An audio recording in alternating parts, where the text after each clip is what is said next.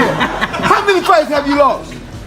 How many fights have you lost? How many fights have you lost? Hey, what you think you're gonna look like when you get your ass up and your ass and got knots all over your damn head?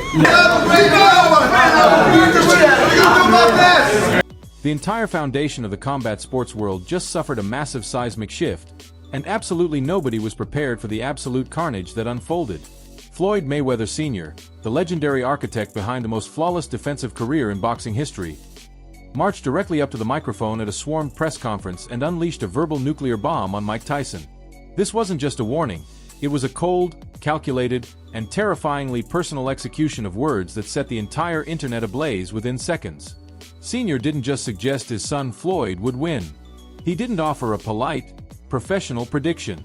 He guaranteed, with a haunting fire in his eyes and absolute ice in his veins, that Floyd would systematically dismantle Mike's entire legacy from one corner of the ring to the other. The vibe in the room wasn't just arrogance. It was something far more sinister. It was total, unshakable, decades-deep certainty. The moment Sr. leaned into that mic, the room went hauntingly silent. No whispers, no camera clicks, just a heavy, suffocating tension. Every witness knew they were watching history. Sources on the ground confirmed that Sr. was asked a simple, routine question about the Tyson exhibition. Oh, man, get the hell out of here. How many fights have you lost? How many fights have you lost? How many fights have you lost? It don't matter. Sr. didn't just stop at vague insults. He went full surgical. He used boxing history as a jagged weapon to tear Mike's reputation apart. He didn't hold back, reminding the world that Mike couldn't even handle Buster Douglas, a man the entire world considered a massive underdog. So what on earth makes Mike think he can touch a ghost like Floyd Jr.? But that was just the jab before the power punch. This is where things went from brutal to straight-up savage. Eyewitnesses say Sr. began listing Mike Tyson's legendary losses one by one, with a slow, deliberate pace, like he was reading an autopsy report he'd been writing for 20 years. He brought up how Evander Holyfield didn't just beat Mike, he physically and mentally broke him twice. He detailed how Lennox Lewis, a true technical giant, forced Mike to quit on his own stool in one of the most embarrassing exits in heavyweight history. And then, he dropped the name that still haunts Tyson fans: Kevin McBride. The man who wore Mike down until Mike simply gave up and walked away. Sr.'s logic was like a razor, impossible to ignore. His point was clear: every time Mike Tyson faced a fighter with high-level IQ, a real game plan, and elite discipline, he got completely and utterly exposed. Sr. then shifted the spotlight to his son, calling Floyd the greatest defensive mastermind to ever exist in any weight class, in any era, period. Mike Tyson said it. You know why you said by his defense? You know why he's still here? Because defense. Yeah. You see these other crazy ass fighters fighting with their head, ain't fighting with their mind. That's why you see them, their career is short. That's why he's still here and still going strong. Then, the unthinkable happened. Something that left the press corps breathless.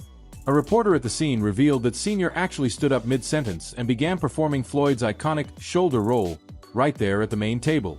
He used his own aging but lightning-fast body to demonstrate exactly how Floyd would make Mike Tyson miss by literal centimeters. Not feet, not inches, but the width of a blade. He showed the world the precise counter-pivot, the micro-timing, and the elite positioning that only a master of the craft can truly comprehend. Sr. spoke with terrifying conviction, stating that Mike can throw every haymaker, every peekaboo hook, and every power shot in his arsenal for 12 rounds. But punching the empty air where Floyd used to be doesn't win you rounds, it doesn't earn you points, and it certainly doesn't save your face from getting jabbed into a bloody mess. The message was devastating. Power is a myth when it never finds its target. Well, that's what it is. And last but not least, your boy Mike Tyson, man. Nothing to talk about no more. Floyd Mayweather Jr. is the top fighter in all classes. Mike Tyson wasn't disciplined enough to do what he had to do to become what my cousin Floyd is today. And that's all I'm gonna say. So you're saying it's envy? It's envy. It's very envy. What else could it be? Very envy. It ain't nothing else, man. When them people had their time. That physical demonstration became an instant viral sensation. Every person in that room was filming because this wasn't just trash talk anymore. It was a high-level boxing masterclass. You could see 70 years of lived boxing wisdom in every twitch of Sr.'s shoulders. The way he shifted his weight and the instinctive movement of his hands told the story of a man who lives and breathes the sweet science. But the personal psychological warfare that followed made the demonstration look like a playground game. Sources confirmed that Sr. went directly for Mike Tyson's mental health, speaking with zero remorse and zero filters. He suggested, quite bluntly, that the decades of physical trauma and head damage Mike has sustained have fundamentally warped his perception of reality. It wasn't a subtle jab. It was a point-blank psychological evaluation delivered in front of the global media. You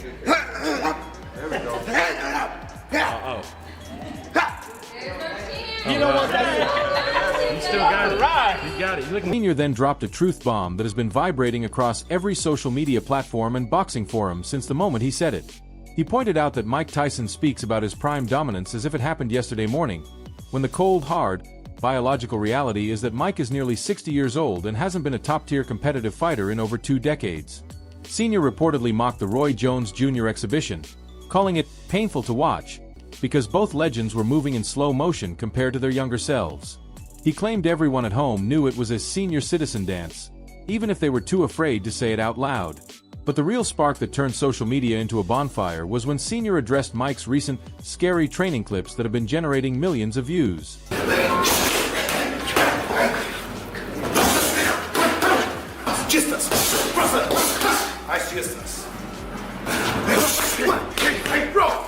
Nice one, Mike. Nice one, Mike.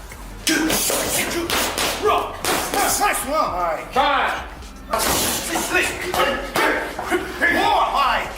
Insiders claim Sr. actually laughed out loud when asked about Mike's pad work videos. He said those clips look amazing on a smartphone screen, they look powerful for the casual fans, and they look convincing.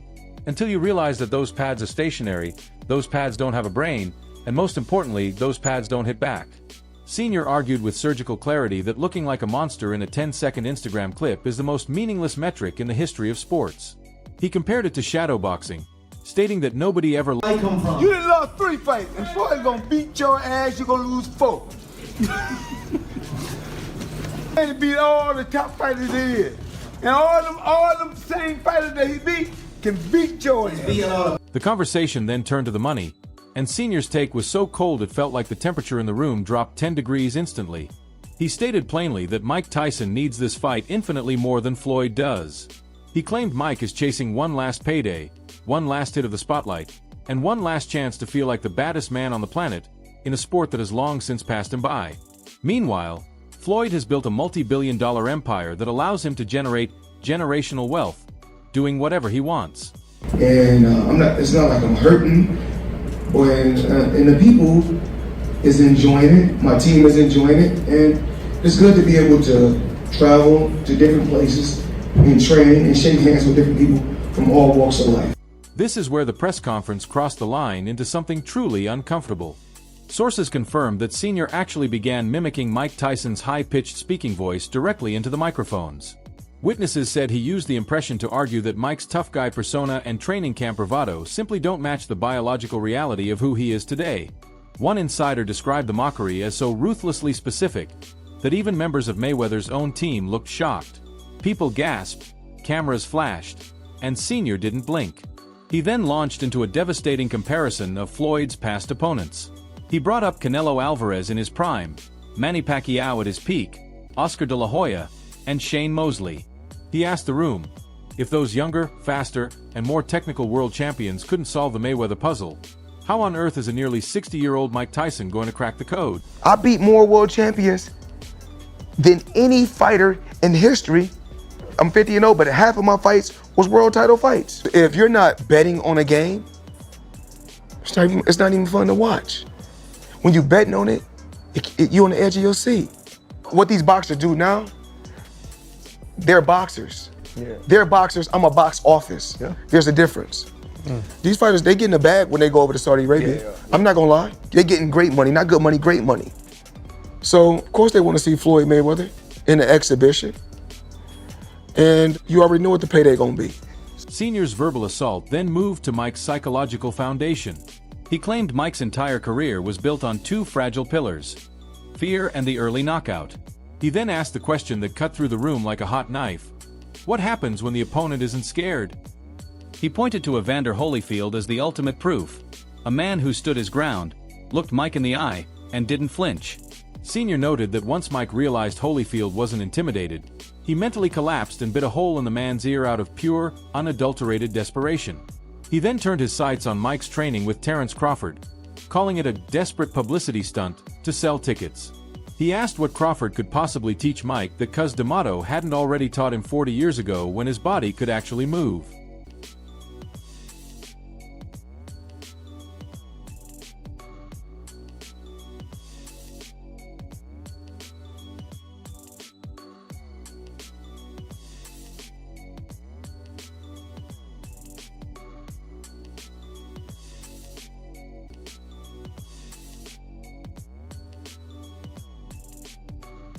The most shocking part of the afternoon was the level of tactical detail Sr. provided.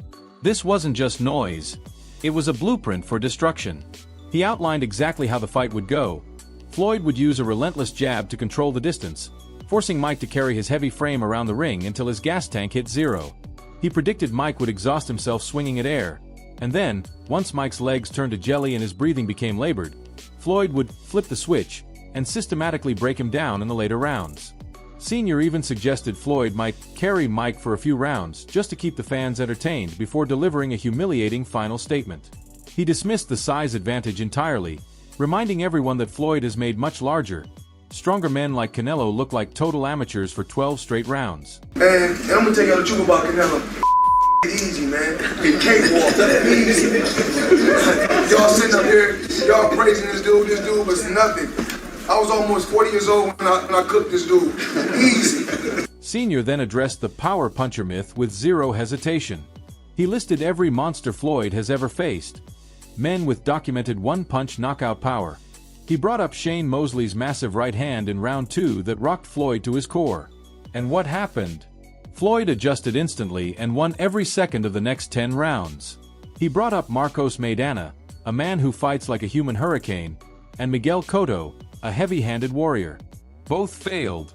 Sr.'s point was historic.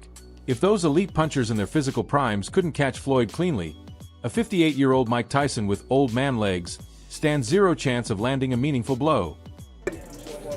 Just like that. You don't find people that just like that. Somebody got to be in the background. He's the best ever, yes. As his father, how did that make you feel? Huh? As his father, how did that make you feel knowing, There it is.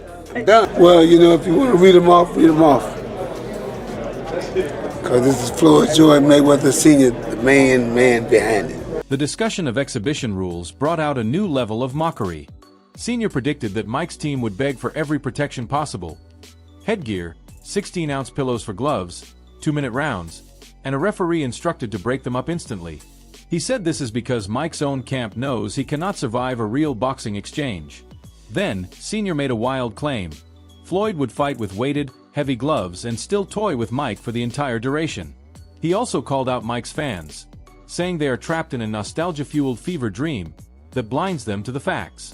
He said the Mike Tyson of the 80s who destroyed Spinks and Berbick is dead and gone, and no amount of hype video editing can bring back that explosive youth. He had movement that he had in his youth. First of all, that's an energy-burning style. At 58 years old, you're not pulling that style off. Tyson didn't even have that style in his mid-30s when he was almost at retirement age. He was already not moving his head like that. So, I don't know, man. I don't really know what to make of this. I don't know exactly what to think of it.